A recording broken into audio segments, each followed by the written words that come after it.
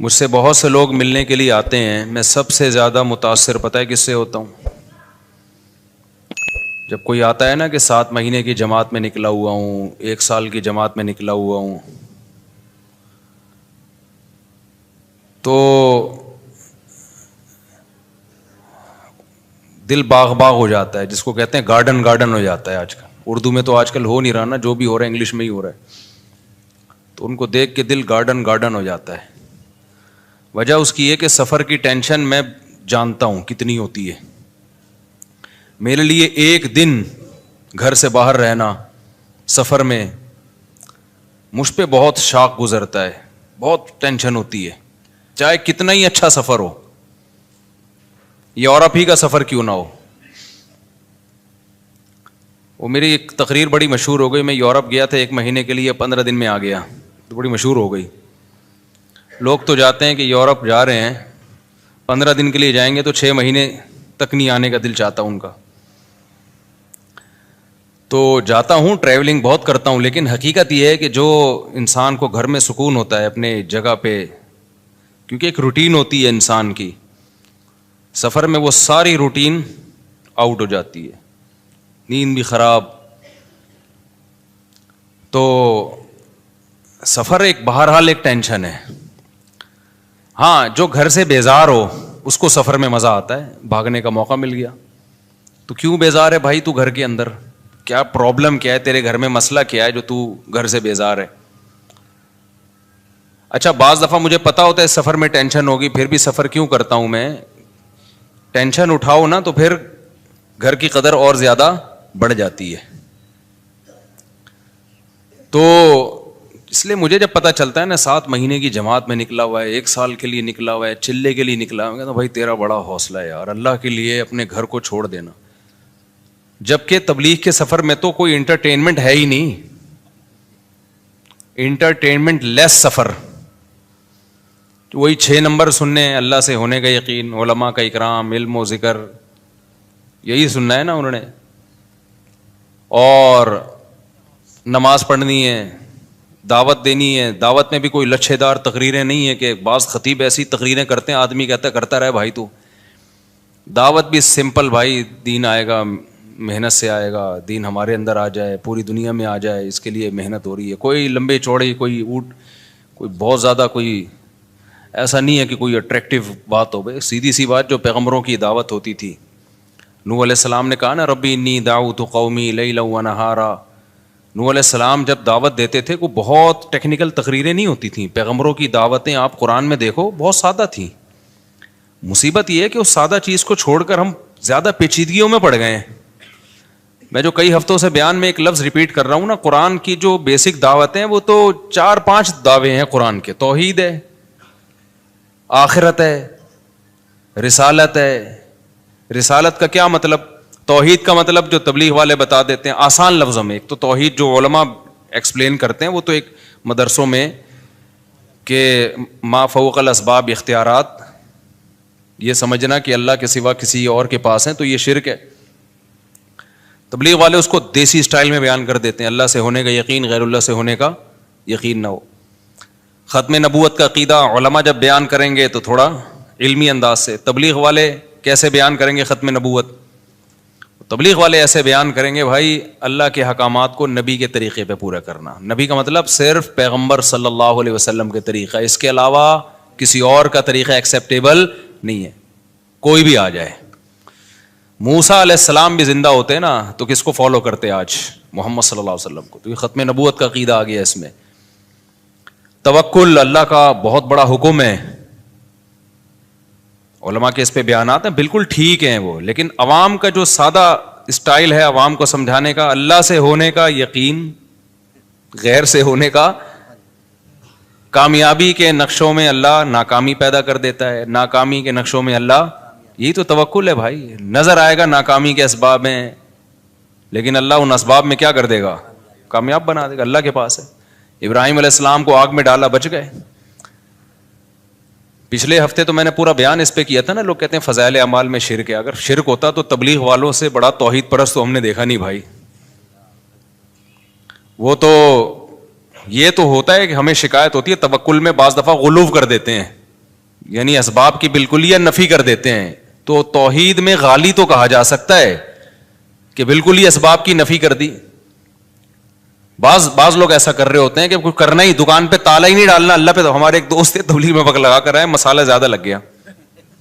جیسے وہ جونپور کے قاضی بن جاتے ہیں نا بعض لوگ, مسالہ زیادہ لگ گیا تھا نا, جونپور کا قاضی بن گیا تھا ایک آدمی, تو ان کو مسالہ زیادہ لگ گیا. اب ہمارے استاذ ایک عالم بیٹھے ہوئے ان کے پاس, وہ کہنے لگے کہ حضرت اللہ سے ہوتا ہے, اللہ کے علاوہ سے نہیں ہوتا. ہمارے استاذ کو شرارت سوجی تھوڑی سی, انہوں نے کہا اگر بجلی کے اس میں ہاتھ دو سوئچ میں اور بٹن دبا دو تو اللہ سے ہوگا, کیا ہوگا پھر؟ یعنی انہوں نے کہا یعنی مرو گے کہ نہیں مرو گے؟ انہوں نے کہا اگر اللہ چاہے گا تو مریں گے, اللہ نہیں چاہے گا تو نہیں مریں گے. بات بالکل صحیح ہے. انہوں نے کہا اچھا کسی میں اللہ پہ بہت زیادہ توکل ہو تو وہ ساکٹ میں ہاتھ ڈال کے بٹن دبا سکتا ہے؟ انہوں نے کہا جب اللہ پہ بہت زیادہ توکل ہو جائے نا کسی کا تو وہ بجلی کے ننگے تار کو بھی پکڑے گا, اس کو کرنٹ نہیں لگے گا. ہمارے استاذ نے کہا بھائی یہ کیا کر رہا ہے بھائی تو ابھی مسالہ زیادہ لگ گیا ہے کیا؟ جتنا بھی توکل ہو اللہ پہ, جب بجلی کی ننگی تار کو پکڑیں گے نا تو مریں گے. خوب سمجھ لیں, ایسا نہ ہو آپ کا ایمان بہت بن گیا, اب آپ نے کھمبے سے گلے لگا رہے ہیں جا کے, کیونکہ مجھے اب اللہ پہ یقین آ گیا کہ اللہ سے ہوتا ہے, اللہ کے غیر سے نہیں ہوتا, لہذا بجلی کے کھمبے سے میں چپک کے بھی کھڑا ہوں. کیونکہ کراچی میں برسات کے موسم میں بجلی کے کھمبے کے اگر آپ قریب گئے تو کھمبا آگے بڑھ کے گلے لگائے گا آپ کو, چاہے آپ کا سال لگا ہوا ہو چاہے چلے پابندی سے لگ رہے ہو. کھمبا نہیں دیکھتا کہ اس کا سال لگا ہوا ہے یا اس میں توکل ہے یا نہیں ہے. اچھا ماشاء اللہ ماشاء اللہ. تو ہمارے استاذ نے کہا توکل کا یہ مفہوم نہیں ہے.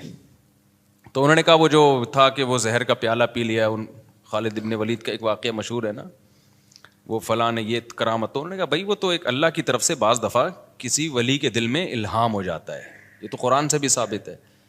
اس الہام اتنا یقینی ہوتا ہے کہ اس ولی اللہ کو پتا ہوتا ہے میں یہ کام کر لوں گا تو مجھے نقصان نہیں ہوگا. تو اگر ایسا الہام کسی کو ہو گیا اور اس کو یقین ہو گیا تو پھر وہ اللہ پہ توکل پہ کر لیتا ہے. لیکن نارملی اس کا توکل سے تعلق ہی نہیں ہے. جیسے ایسے واقعات ہیں نا, کڑھائی میں ہاتھ ڈال دیا, تو ایسے واقعات ہوتے رہے ہیں, کچھ نہیں جلے. تو یہ اس کی اجازت نہیں ہے کہ آپ کا اللہ پہ بہت توکل ہے تو آپ نے پتہ چلا جی کڑھائی میں ہاتھ ڈال دیا کہ مجھے چونکہ اللہ سے ہونے کا یقین ہے لہذا میں ہاتھ ڈالوں گا کڑھائی میں. تو نہیں, جتنا بھی اللہ سے ہونے کا یقین ہو کڑھائی جلائے گی آپ کو.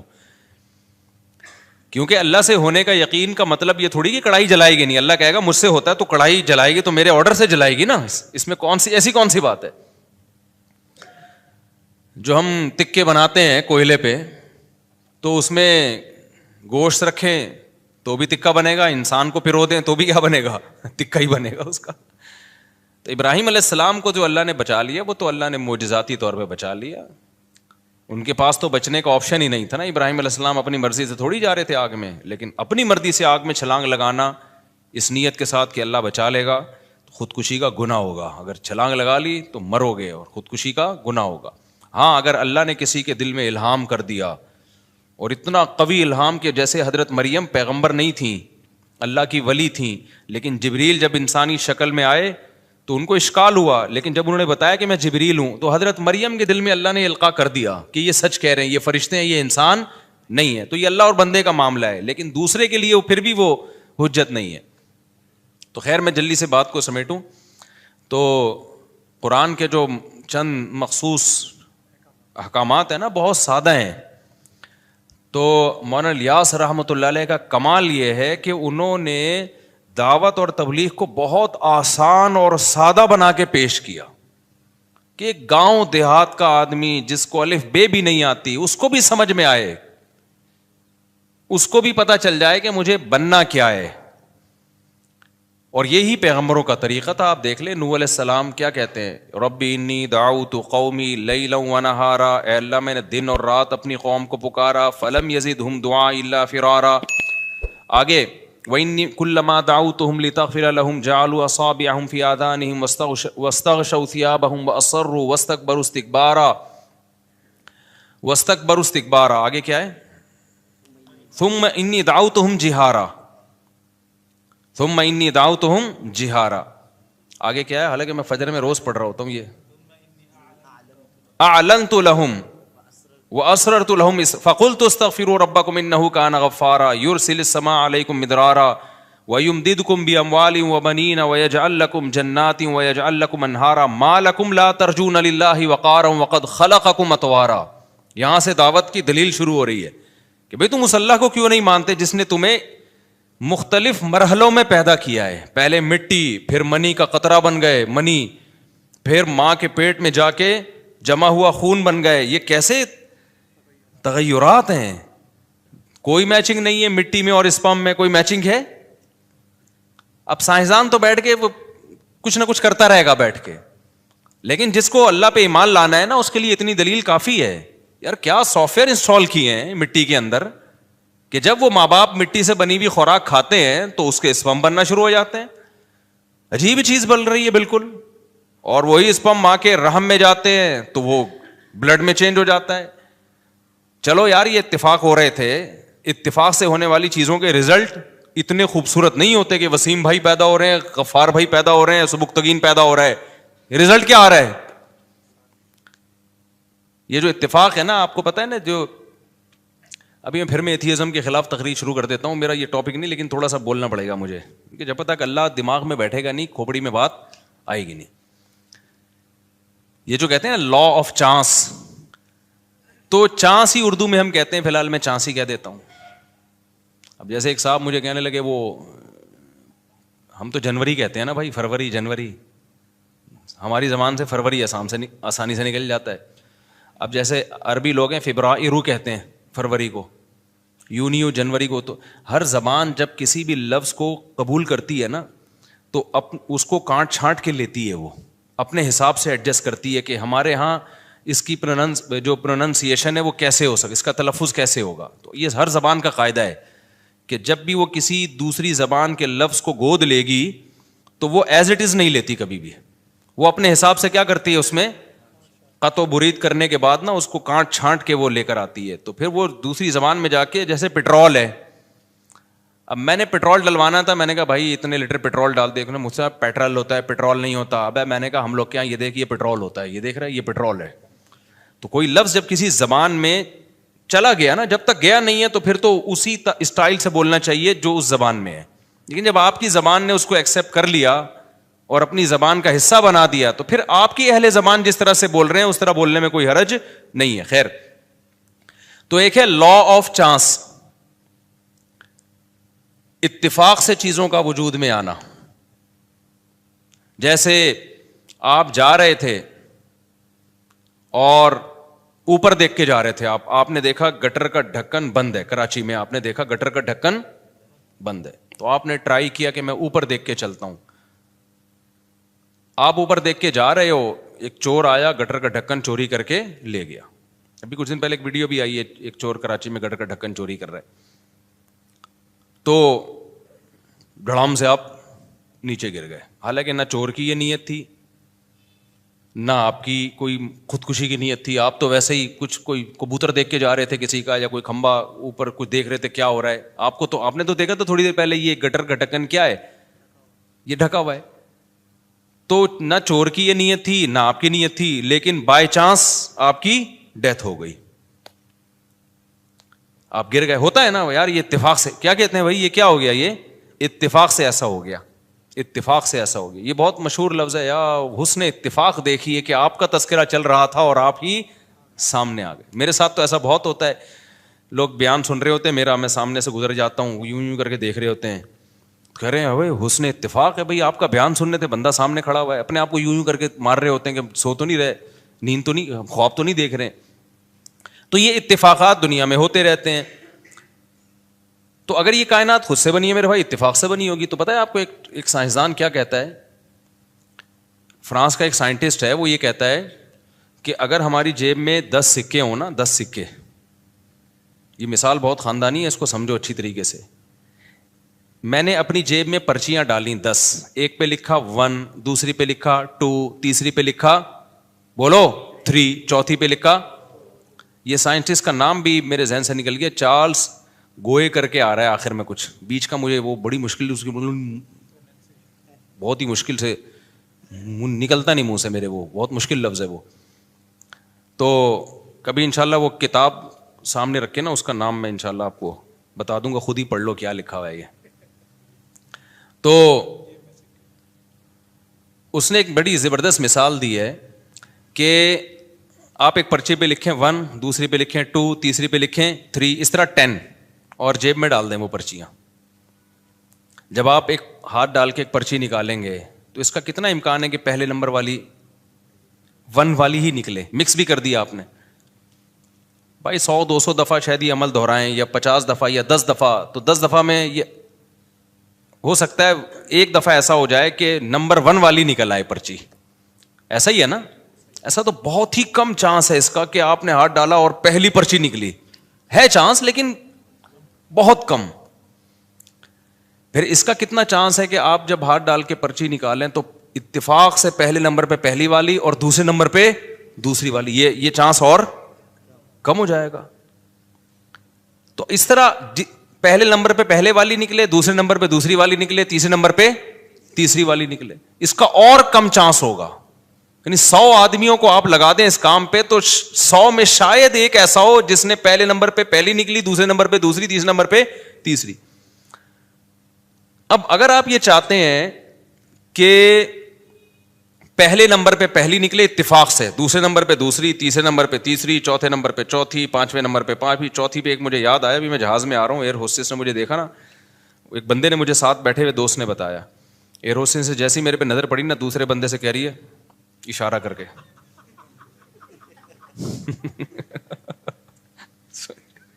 یہ وہ بندہ اس کی کتنی ہے ایسے, وہ مجھے دوست نے بتایا, کہہ رہا وہ ایئر ہوسٹس وہی جو جہاز کا عملہ ہوتا ہے نا, انہیں میں سے کسی کو بتا رہی تھی, ارے یوں کر کے. تو چوتھے نمبر پہ 4 چوتھی پرچی, 5ویں نمبر پہ 5ویں, چھٹے نمبر پہ چھٹی. اس کے لیے وہ کہتا ہے کہ 10 ارب مرتبہ, یعنی 10 ارب لوگ ہوں نا تو ایک دفعہ یہ چانس ہے کہ اتنی ترتیب سے پرچیاں نکل آئیں. میں سمجھا پا رہا ہوں اپنی بات؟ 10 ارب, کیونکہ ہر دفعہ ایک ایک پرچی کے آنے سے بھی امکان ہزاروں گنا کم ہوتا چلا جائے گا. یعنی یہ ہو سکتا ہے کہ 9 اکٹھی 9 نکل آئیں, 10ویں نہ نکلے, دوبارہ 1 یا 2 نکل آئے, تو آپ 10 ارب مرتبہ یعنی 10 ارب لوگوں کو کھڑا کریں اور سب کے ساتھ یہ پروسیس ہو, شاید ایک اس میں کامیاب ہو جائے, یہ لا آف چانس کے تحت. اور اس نے پھر آگے, یہ غیر مسلم سائنٹسٹ کی بات کر رہا ہوں, اس نے آگے یہ لکھا ہے کہ جو سیل ہے نا جس سے انسان بنتا ہے یا پودے بنتے ہیں, یہ جو ایک اکائی ہے سیل, یہ سیل بھی پورا نہیں, اس کا ایک مالیکیول, اس کے لیے کم سے کم ایک کے آگے آپ 160 صفر لگا دیں, اربوں خربوں بن جائے گا نا, 160 صفر. ابے نہیں سمجھ میں آ رہا آپ کے میں کیا کہہ رہا ہوں. 160 صفر کا مطلب پتہ ہے کیا ہوتا ہے؟ جب ایک صفر اکائی, دہائی, سینکڑا, ہزار, 10,000, لاکھ, 10 لاکھ, کروڑ, 10 کروڑ, ارب, 10 ارب, خرب, 10 خرب, آگے پتہ نہیں, مجھے تو آتی نہیں ہے گنتی.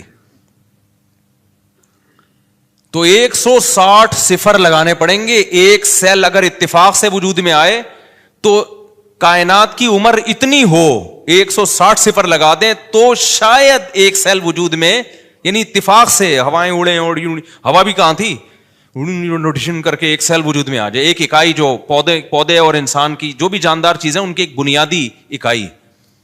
میں سمجھا پا رہا ہوں اپنی بات؟ جبکہ کائنات کی عمر خود سائنسدانوں کے مطابق اتنی ہے ہی نہیں, زمین کی عمر بھی نہیں ہے اتنی. زمین تو بہت زیادہ 4 ارب 5 ارب سال, مختلف جو رپورٹیں پیش کی جاتی ہیں 4 ارب سال پرانی, جبکہ یہ سیل جو وجود میں آئے زمین میں وجود میں آیا ہے, یہ کہیں اور تھوڑی وجود میں آیا ہے. تو اتنی اس زمین کی عمر نہیں ہے جتنی لا آف چانس کے تحت آپ یہ فرض کر لو کہ ایک سیل آٹومیٹیکلی خود بخود اتفاق سے وجود میں آ گیا ہو. آگے ایک سیل وجود میں آنے کے بعد پھر یہ جو اس نے ارتقا کیا ڈارون کے مطابق, وہ ارتقا بھی تو اتفاقی ہے نا, اس کے لیے تو اربوں خربوں اور چاہیے, اور اربوں خربوں سال چاہیے, کیونکہ پھر وہ صرف ایک سیل تھوڑی, انسان ایک سیل کو تھوڑی کہتے ہیں, وہ سیل گرو کر رہا ہے, اس میں آنکھ بن رہی ہے, ناک بن رہی ہے, کان بن رہے ہیں, دل بن رہا ہے, دماغ بن رہا ہے, زبان بن رہی ہے, گردے, پھیپھڑے, کلیجی, گھٹنے, یہ سارے پروسیس سے اتفاق سے ہو رہی ہے. ظاہر ہے اس میں بہت سارے ضائع ہو گئے ہوں گے نا سیل, خربوں ضائع ہوئے ہوں گے, ایک نے ارتقا کر کے ایوالو کر کے اگلے اسٹیپ تک پہنچا ہوگا. ایسا ہی ہوگا نا.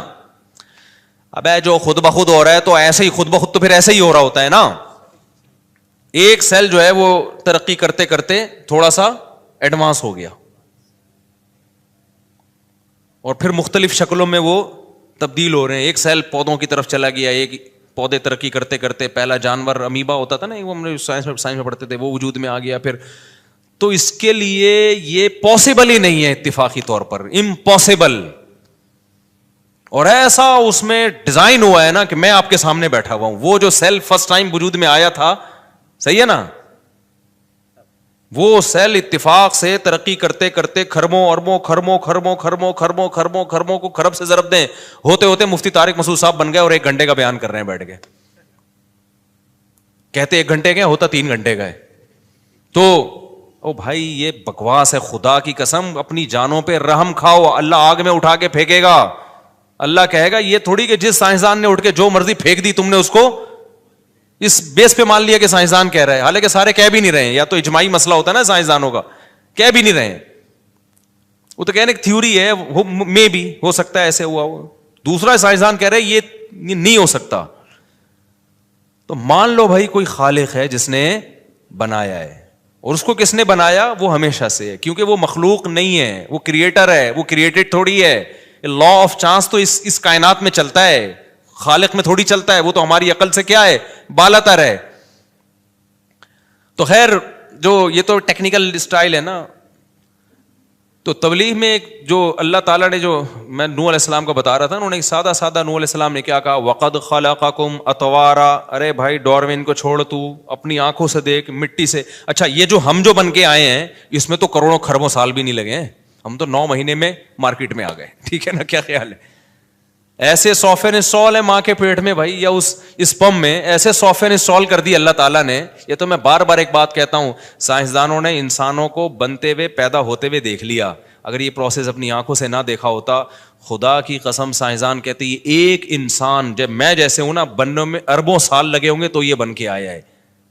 تو اللہ نے تو فوراً سورہ نوح میں اللہ نے بتا دیا کہ نوح علیہ السلام نے اپنی قوم کو سمجھایا کہ ڈاروین تو بعد میں پیدا ہوگا میری اولادوں میں, لیکن تم ابھی جو تم دیکھ رہے ہو اپنی آنکھوں سے کہ مٹی سے تھوڑے دنوں میں, مٹی سے ہی ہے نا جو مٹی سے ہم خوراک کھاتے ہیں وہ اسپم میں تبدیل ہو جاتی ہے. کتنی جلدی ہو جاتی ہے یار, یہ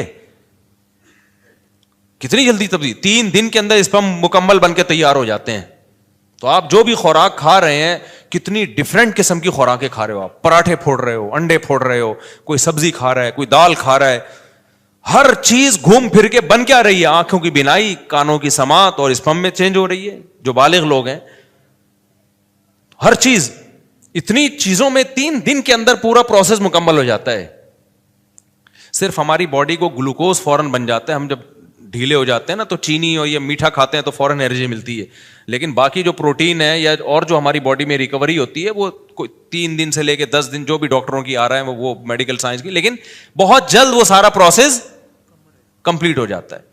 سب فٹ فاٹ ہو گئے, بن ٹھن کے تیار 3 دن کے اندر, ٹھکا ٹھک. ایسی مشینری اندر لگی ہوئی ہے, جو مرضی کھائے گا. تبھی یہ زیادہ کھانے پینے کو فوکس بھی نہیں کیا کرو, یہ بھی ذہن میں رکھو. اچھا کھاؤ, برگر پیزے اور یہ ٹوپی ڈرامہ چیزیں چھوڑ دو. لیکن اگر آپ کے پاس ڈاکٹروں کے مشورے کے مطابق کھانے کے پیسے نہیں ہے, بھی کیٹو ڈائٹ کے نام پہ بھی لوگ بہت وہمی ہو گئے ہیں. ڈاکٹروں کی فیلڈ میں ٹانگ نہیں اڑاتا, لیکن لوگ پاگل ہوتے جا رہے ہیں, یہ نہیں کھاؤ وہ نہیں, اتنا زیادہ ایسا کر لیا ہے نا. اللہ نے ہماری باڈی کو ایسا بنایا میرے بھائی کہ اس کو ابھی تک پوری طور پہ سمجھا گیا ہی نہیں ہے.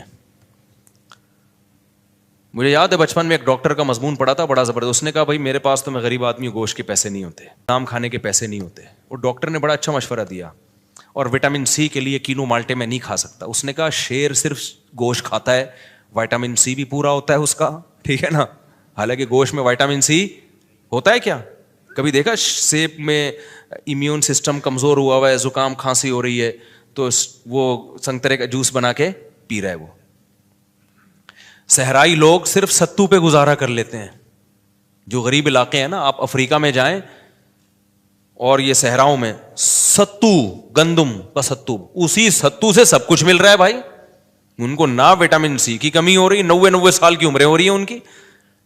تو میڈیکل سائنس حرف آخر نہیں ہے. خود ڈاکٹر جو ایکسپرٹ ڈاکٹر ہیں وہ بھی مانتے ہیں. ہاں جب اللہ نے آپ کے پاس وسائل دیے ہیں تو پھر آپ سب کچھ کھائیں, لیکن نئی وسائل دیے ہیں تو ٹینشن لینے کا نہیں ہے. اسی روٹی سے ساری ضرورتیں اللہ پوری کرے گا. ایک ڈاکٹر نے مجھے بتایا, بہت ایکسپرٹ ڈاکٹر ہیں, انہوں نے کہا کہ ٹیسٹوں پہ زیادہ نہ بھروسہ کیا کرو, یہ والی کمی آ گئی تو آدمی ٹینشن میں جا رہا ہے. دیکھو کچھ ہو تو نہیں رہا نا, ٹھیک ہے نا.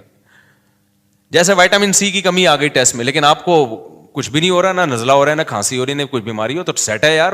ہونا ایسی کی تیسی, اس ٹیسٹ کو اٹھا کے کیا کرو, بکری کو کھلا دو. مجھے اسپائلوریا کا مسئلہ تھا میرے ساتھ نا, ہے ابھی بھی, تو مجھے کچھ ہو نہیں رہا تھا پیٹ میں. مجھے ایک دو ڈاکٹروں نے بتایا اسپائلوریا بہت خطرناک, اور یہ کینسر, اور ٹھیوں ایسا بنا دیا. میں گئے کام سے بھائی, اب تو گئے بھائی, مرے بھائی, اب تو کینسر ہونے والا ہے. تو ڈاکٹر نے بلڈ ٹیسٹ کروایا. انہوں نے کہا, پھر ایک ڈاکٹر نے کہا بلڈ سے نہیں پتہ چلتا بھائی, اسٹول ٹیسٹ ہوگا, آغا خان کے لیب میں کرواؤ. وہ زبردست, یہ پھر میں نے ویڈیوز دیکھی انٹرنیٹ پر, وہ اسپائلوریا ایسا جرثیمہ جو ہے نا, اسپائلورائے اصل جو اس کا لفظ ہے نا, بہت بڑے ایکسپرٹ کے پاس میں گیا. انہوں نے بولا بھائی کیا ہو کیا رہا ہے, پراٹھے کھا رہے ہو کتنے؟ میں نے کہا 2 کھا لیتا ہوں. ہضم ہو رہے ہیں؟ میں نے کہا ہو رہے ہیں. اور کہنا, اور کیا کرنا ہے, اور کیا چاہیے؟ جب 2 پراٹھے پھوڑ رہے ہو صبح 3 انڈوں کے ساتھ, اللہ معاف فرمائے, نظر بس سے اللہ بچائے, اور ملائی کی وہ بھی کھا جاتے ہو, اور نہاری کھا لیتے ہو, آپ کی ویڈیوز ہم نے دیکھی ہیں, پائے بھی پھوڑ دیتے ہو, اور کیا چاہیے؟ کیا کر رہا ہے میدے کا, اور کچھ ہو رہا ہے؟ میں نے کہا ایسیڈیٹی ہوتی ہے. انہوں نے کہا اس میں یہ بھی نہ ہو تو پھر کیا ہوگا بھائی؟ اور وہ بھی جب ہوتی ہے جب نیند نہیں آتی. نیند اگر میری پوری نہ ہو نا, تو انہوں نے کہا نیند کا تو دماغ سے بہت گہرا تعلق ہے, ٹائم پہ نیند کمپلیٹ کر لو. میں نے کہا نیند پوری ہو پھر نہیں ہوتا کوئی. تو میں نے کہا یہ آغا خان کی رپورٹ ہے, اسپائلورائے. انہوں نے کہا بھائی بکری کو کھلا دو یہ رپورٹ. کیا کرو, یہ ڈاکٹر ہی کی بات کر رہا ہوں, اب ڈاکٹر خود الجھے, مجھے کوئی ملامت نہ کرے کہ ڈاکٹر کوئی کہے کہ نہیں اسپائلورائے کو ہلکا لے رہا ہے یہ. بھائی مجھے وہ ڈاکٹر نہیں بتایا کوئی. انہوں نے کہا ٹینشن لینے کا, یہ سب کا ٹیسٹ آئے گا, یہی آئے گا. ہو نہیں رہا تو کیا ضرورت ہے یار رپورٹیں لینے کی. تو نیٹ پہ جب آدمی سرچ کرتا ہے نا, باولا ہونے کے علاوہ کچھ بھی حاصل نہیں ہوتا. خوب سمجھ لو, انٹرنیٹ پہ بھروسہ نہ کیا کرو, نیٹ پہ سنا کرو ڈاکٹروں کو, لیکن اپنے محلے پڑوس کے ڈاکٹر سے نا تھوڑا سا مشورہ لے لیا کرو کہ یہ کیا ہے. خیر ہے, یہ ایک بیماری ہے, اگر کوئی اس کی جو علامات ہیں تو پھر اس کا علاج کرانا ضروری ہے. علاج کرانا ضروری ہے. اس کا نہیں ہو رہا تو یہ سب کچھ نہ کچھ ہر وقت باڈی میں چل رہا ہوتا ہے, تو جانے دو. اچھا خیر, تو اب کیا مسئلہ ہے؟ تو انہوں نے بتایا کہ کوئی چیز کی کمی ہوتی ہے باڈی میں, باڈی خود ہی اس کا متبادل تلاش کر لیتی ہے. صرف ایک وائٹامن ڈی کے بارے میں کہتے ہیں, وہ 40 سال کے بعد اگر وہ کم ہے نا تو وہ لازمی سپلیمنٹ لینے پڑیں گے. باقی سب کچھ ہو نہیں رہا تو سب سیٹ ہے, ٹھیک ہے نا. جب تک کوئی آپ کو محسوس نہیں ہو رہی نا کوئی بیماری, تو بس کو ٹیسٹوں پہ نہ جاؤ سوائے وائٹامن ڈی کے. اچھا خیر, تو کہاں سے کہاں بات چلی گئی؟ تو میں کہہ رہا تھا اتنا پیچیدہ سسٹم اللہ نے بنا دیا باڈی کے اندر یار. وہ صرف ستو پہ پل رہا ہے گاؤں دیہات کا آدمی, اس کی باڈی ہر چیز کہاں سے لے رہی ہے؟ شیر صرف گوشت سے سارے وائٹامن منرلز پورے کر رہا ہے, سب کچھ مل رہا ہے اس کو. اتنا پیچیدہ سسٹم, اتنا بہترین نظام. اچھا ہم جو بھی کھا رہے ہیں, آنکھوں کی بینائی بھی تیز ہو رہی ہے, کانوں کی, جو بھی سے مراد پیزا برگر نہیں ہے, یہ ذہن میں رکھو. پیزا برگر سے آنکھوں کی بینائی تیز نہیں ہوتی. جو میٹھے لڈو مٹھائیاں پھوڑ رہے ہو, یہ نہیں کھانا شروع کر دینا کہ چونکہ اللہ بہت بڑا ہے, اور اللہ جب ستو پہ ایک گاؤں دیہات کے آدمی کو زندہ رکھ سکتا ہے تو مجھے لڈو پہ زندہ کیوں نہیں رکھ سکتا. میٹھا آپ کو بہرحال, اور یہ چینی کی صورت میں جو میٹھا ہے یہ چھوڑنا پڑے گا. شہد پہ اگر میٹھا کھانا ہے تو شہد کھاؤ. اچھا خیر, تو کچھ چیزیں تو نیچرل ہی نہیں ہے نا. یہ جو پیزے برگر اور یہ سفید آٹے کی یہ جو اور میدے ویدے, یہ تو نیچرل تھوڑی ہیں, یہ تو انسان کی خوراک دی. تو گوروں نے آ کے ہمیں ان فضول چیزوں پہ لگا دیا. خیر, تو اللہ کا نظام کتنا عجیب ہے میرے بھائی. جو بھی کھا رہے ہیں ہم, آنکھوں کی بینائی تیز ہو رہی ہے, کانوں کی سماعت تیز ہو رہی ہے, اور اللہ کہتے ہیں اس سے اسپم بن رہے ہیں. وہ تھوڑے دنوں میں اربوں خربوں, یہ لا آف چانس کے تحت ہو رہا ہے. ایسا ہے بھائی, اتفاق سے ماں میں ایسے سافٹ ویئر انسٹال ہو گئے ہیں بائی چانس جو ہے وہ باپ کے ایسے سافٹ ویئر انسٹال ہو گئے ہیں کہ پراٹھے سے اسپم بن رہے ہیں بھائی. یار اسپم کو دیکھو اور پراٹھے کو دیکھو, کوئی میچنگ ہے؟ کسی سائنسدان کے پاس پراٹھا میں تو چونکہ پراٹھے کھاتا ہوں نا تو اس لیے میں وہ مثال دوں گا, ورنہ صرف پراٹھے سے نہیں, اور پراٹھا بھی کوئی کھانے کی چیز نہیں ہے, عادت پڑی ہوئی ہے ہمیں, اور وہ بھی ہم اسی اصول کے تحت کہ اللہ سے ہوتا ہے, غیر اللہ سے کچھ نہیں ہوتا. کہیں تو اللہ کو لاؤ نا بھائی, اب یہ تھوڑی کہ پراٹھے چھوڑ دیں یار, ہم اتنا بھی آپ سائنس کو, ڈاکٹروں کو لفٹ نہیں کراؤ. تو لا آف چانس کے تحت کیا ہو رہا ہے کہ جی پراٹھوں سے کیا بن رہے ہیں, اسپم بن رہے ہیں, اور اتفاق سے مرد الگ بن گیا, عورت الگ بن گئی, ایک ہی مخلوق سامنے نہیں آئی ہے. تو یہ جو میں نے مثال دی تھی نا 10 سکوں والی, اس میں تو 10 ارب دفعہ یہ عمل تھا, 10 ارب لوگ کر رہے ہو تو ایک میں اس بات کا چانس ہے. یہ جو ہو رہا ہے نا اس کائنات میں, پوری کائنات بن گئی, ستارے, سیارے, زمین سورج کے گرد گھوم رہی ہے, تھوڑا سا فاصلہ بڑھ جائے تو سورج کی 10 طرف سے آزاد, تھوڑا سا کم ہو جائے تو سورج پہ جا کے ٹکرا جائے گی. ایسے بالکل لگ رہا ہے کوئی پلگ پانا لے کے نا کوئی نٹ بولٹ ٹائٹ کر رہا تھا زمین کے نٹ بولٹ ٹائٹ کر رہا تھا, اور اس کو 23 ڈگری پہ جھکا دیا زمین کو. زیادہ بھی نہیں جھکایا, زیادہ جھکائیں گے نا یہ دن اور رات کا ڈفرنس بہت زیادہ بڑھ جائے گا, اور سردی میں بہت زیادہ سردی پڑے گی, گرمیوں میں اس سے بھی زیادہ گرمی. جیکب آباد والے تو ابلنا شروع ہو جائیں گے گرمیوں میں اگر زیادہ اللہ نے یہ کر. ایک خاص 23, نہ 24 نہ 22. یار ایسی ایڈجسٹمنٹ, یار ایک لگ رہا ہے کوئی پلگ پانا لے کے بیٹھا ہوا تھا, اسکرو سے ٹائٹ کر رہا تھا زمین کو کہ اتنا جھکانا ہے اس کو, اس سے زیادہ بھی نہیں, اس سے کم بھی نہیں, اور اتنی اسپیڈ سے سورج کے گرد گھمانا ہے اس کو, نہ اسپیڈ زیادہ کرنی ہے نہ اسپیڈ کم کرنی ہے. پوری ایک بہترین ایڈجسٹمنٹ ہے. یہ تو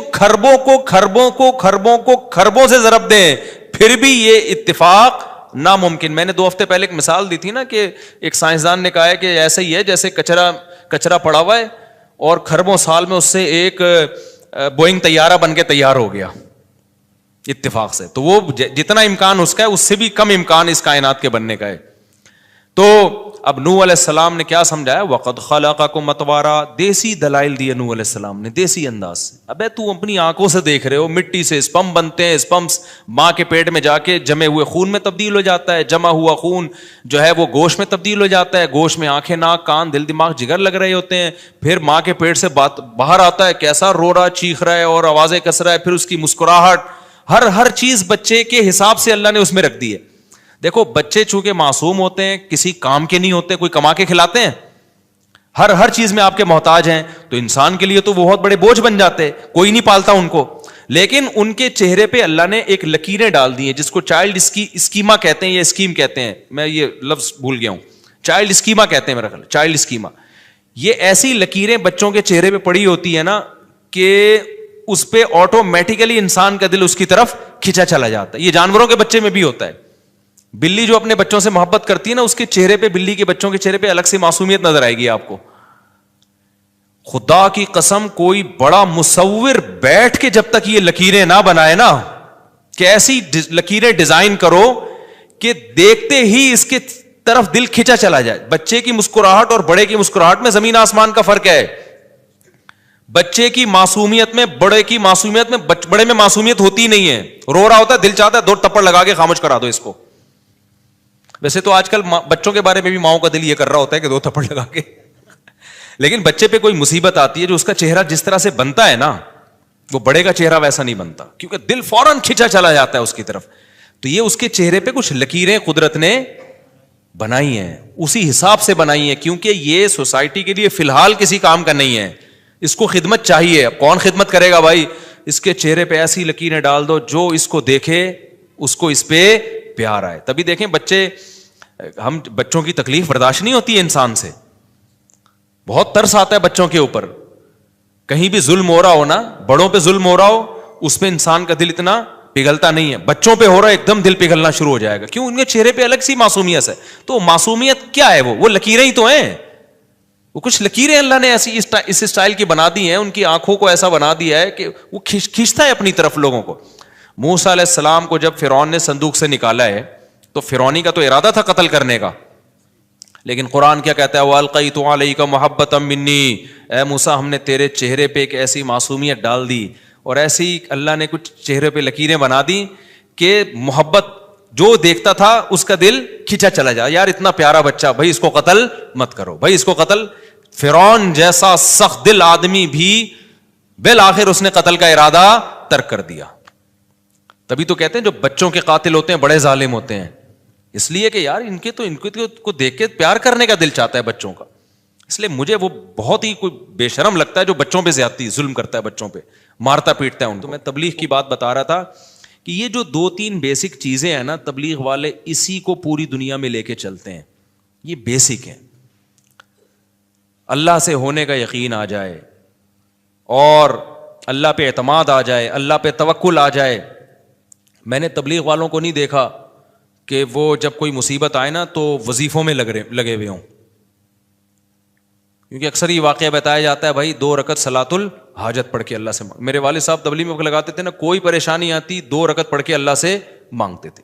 یہ صلاۃ الحاجت کے نام سے کوئی حدیث میں نماز نہیں ہے, لیکن نام دینے میں کوئی حرج نہیں ہے. حدیث میں آتا ہے جب بھی کسی کو کوئی مشکل ہو نا 2 رکعت پڑھ کے اللہ سے مانگے, تو اس کا نام بعد میں آسانی کے لیے صلاۃ الحاجت رکھ لیا. تو یہ چیز نظر آئے گی آپ کو تبلیغ والوں میں. اچھا, تبلیغ والے بدعت کے خلاف ایسے بیان نہیں کرتے کہ تیجا غلط ہے, 40واں غلط ہے, فلانا غلط ہے, ڈمکانا, کبھی نہیں سنا ہوگا. لیکن میں نے دیکھا جو تبلیغ میں وقت لگاتے ہیں آٹومیٹیکلی تیجے 40ویں ان کی زندگی سے ختم, آٹومیٹیکلی بغیر کسی تقریر کے, کیونکہ مزاج یہ بن جاتا ہے بھائی اللہ کے حکم کو نبی کے طریقوں پر پورا کرنا ہے. اب ان سے تو سب کو پتا ہے نبی نے تو تیجا نہیں کیا, نبی نے تو 40واں نہیں کیا, تو آٹومیٹیکلی بہت سارے کام موضوع بنا کے نہیں ہوتے, خود بخود. ایک 4 شادیوں والا رہ گیا تبلیغ میں, اس پہ پتہ نہیں کب آئیں گے وہ لوگ. خیر, ایک عالم نا اعتراض کر رہے تھے تبلیغ والوں پر. میرے شیخ ہیں حضرت مفتی عبدالرحیم صاحب, ان کے پاس بیٹھ کے کہ حضرت یہ رائے میں سارے علماء کو کیوں بیان نہیں کرنے دیتے, رائے کے اسٹیج سے فلانے کو بلائیں, یہ صرف ان علماء کو بیان کرواتے ہیں جن کا تبلیغ میں وقت لگا ہوا ہے. تو ہمارے استاذ ان کو سمجھا رہے تھے بھائی ایک نیٹ ورک ہے, ایک طریقہ ہے, تو اس میں ظاہر ہے جب تک ایک ان کی پالیسی ہے کہ اس سے گزر کے نہیں جائے گا تو کام کی نوعیت سمجھے گا نہیں. تو کہا نہیں اتنے بڑے بڑے علماء, بھائی بڑے بڑے علماء ہیں, وہ اپنے ممبر پہ صحیح کام کر رہے ہیں, لیکن تبلیغ کا ایک خاص طریقہ ہے جو تجربوں کے بعد ان کو اندازہ ہوا. تو اب جب تک کوئی اس تجربے سے نہیں گزرے گا تو ان کا ایک نظام بنا ہوا ہے بھائی, وہ جیسے خانقاہ میں بھی ہر ایک کو تھوڑی بیان کرنے دیا جاتا ہے, ہر ایک کا اپنا ایک اسٹائل ہوتا ہے. جب ان کو بہت سمجھایا ان کی سمجھ میں نہیں آیا, تو پھر ہمارے استاذ نے کہا اچھا مفتی طارق مسعود کو ریونڈ میں ایک بیان دے دو, 4 شادیوں میں بیان کر دیا. ہضم ہو جائے گا لوگوں سے. میں نے کہا, انہوں نے کہا یہ بندہ تو وہاں جا کے کیا کرے گا, سال کی جماعتیں آئی ہوئی ہیں اندرون ملک اور بیرون ملک, اور انگریز آئے ہوئے ہیں, جیپنیز آئے ہوئے ہیں, ایک دم بیان نئے نئے مسلمان آئے ہوئے ہیں جو ابھی نئے نئے مسلمان ہوئے ہیں, اور ایک دم بیان کس پہ شروع ہو گیا. انہوں نے کہا یہ تو عجیب صحیح نہیں ہو, بات تو صحیح ہوگی لیکن بے موقع ہوگی. پھر وہ صاحب خاموش ہو گئے, انہوں نے کہا یہ مثال آپ نے بالکل صحیح دی ہے. تو ان کا ایک پروسیس ہے بھائی, اتنا ٹائم گزارو اس کام کو سمجھو, تو آپ اپنے ممبر پہ جو بھی ہیں, لیکن جب آپ تبلیغ میں نکلیں گے تو آپ کو اس سے دائیں بائیں جانے کی ضرورت نہیں ہے. تو تبلیغ میں جو ہے نا جو وقت لگاتے ہیں, مجھے بڑی اس پہ ہوتی ہے کہ بھائی یہ اسلام کے جو بیسک چیزیں ہیں اور کسی اختلاف اور طنز کے بغیر توحید پر بیان ہوگا, مشرکوں پہ طنز نہیں ہوگا. بدعت کے خلاف بیان ہوگا, بدعتیوں پہ طنز نہیں ہوگا. اور ختم نبوت پہ بیان ہوگا, ختم نبوت کے منکرین پہ طنز نہیں ہوگا. جو کر رہے ہیں وہ ایک الگ فیلڈ ہے, میں اس کی جو علماء ختم نبوت جو کام کر رہے ہیں وہ تو بہت بڑا کام ہے. تو تبلیغ میں کسی شعبے کی نفی نہیں ہوتی, میں تو صرف تبلیغ کا مزاج بتا رہا ہوں کہ کام سارے ہو رہے ہیں لیکن نام نہیں ہے, کہ بہت مضبوط بنیادوں پہ کام ہو رہا ہے. اور کتنی بڑی قربانی ہے. میں مثال دے رہا تھا نا یار, ہم تو جب سفر میں جاتے ہیں ہم سے تو 2 دن نہیں گزارے جاتے, اتنی ٹینشن ہوتی ہے, بھاگو تو 1 سال کے لیے نکل جانا, 7 مہینے کے لیے, چلے کے لیے, سہروزے کے لیے, اور کوئی انٹرٹینمنٹ کوئی ہے نہیں وہاں پہ. وہی بیان ہو رہے ہیں, وہی ایک صاحب کھڑے ہو جائیں گے, ایک رکشے والا کھڑا ہو جائے گا, بھائی اللہ سے ہونے کا یقین آ جائے, غیر اللہ سے نہ ہونے کا یقین آ جائے, ایک رکشے والا. پھر بیان آپ کبھی کس کا, ایسے لوگوں کا بیان بھی جن کی زبانی سمجھ میں نہیں آ رہی ہوتی ہے آپ کو. تو یہ بڑی قربانی کی بات ہے. اس لیے کوئی تبلیغ والے ملنے آتے ہیں تو میں ان سے دعا کا کہتا ہوں, بھائی ہمارے لیے بھی دعا کرو, کیا خیال ہے, کیونکہ بڑی قربانی ہے. تو بیان سارا آج میرا اس طرف نکل گیا. اب میں اصل ٹاپک کی کو جلدی سے آتا ہوں. یہ جو ہم نے سأل سائل بعذاب واقع پڑھی ہے نا, تو وہی بات ہے کہ قرآن کے جو بیسک ٹاپکس ہیں ان میں ایک آخرت ہے. بار بار اللہ کہتے ہیں مر کے ختم نہیں ہو جاؤ گے بھائی, تمہیں دوبارہ زندگی ملے گی. اللہ کے سامنے تم نے جواب دیا. اچھا تبلیغ والوں کی تھوڑی میں نے وہ کر دی ہے تو ایک اہم بات دیکھو, تبلیغ میں جو وقت لگا کے علماء سے تعلق رکھے نا, اس کے کام میں نکھار پیدا ہوتا ہے. تبلیغ میں یہ بات سکھائی جاتی ہے, فضائل کا علم فضائل کے حلقوں میں, مسائل کا علم علماء کے پاس. اگر تبلیغ میں جو وقت بہت لگائے علماء سے کٹ گیا, اس میں گمراہی کا خطرہ ہوتا ہے. اور یہ بات مولانا الیاس رحمۃ اللہ علیہ نے بہت پہلے لکھ دی تھی. فرمایا 2 کام اگر تبلیغ میں کمی ہو گئی نا ان کی, تو یہ بہت بڑی گمراہی بن سکتی ہے. ایک ذکر کی کمی اور ایک علم کی کمی. دونوں میں سے علم آگے اگر ذکر کی کمی ہو گئی تو اخلاص ختم ہو جائے گا. جب آپ ذکر چھوڑ, تبھی تبلیغ میں جب گشت کے لیے جاتے ہیں تو کچھ لوگوں کو ذکر کے لیے لازمی بٹھاتے ہیں. ذکر کی کمی ہو گئی, اللہ سے تعلق ختم, اخلاص ختم, پھر شو بازیاں, پھر شوق ہوگا کہ میرا بیان کیوں نہیں ہو رہا بھائی, محلے کا امیر مجھے کیوں نہیں بنایا.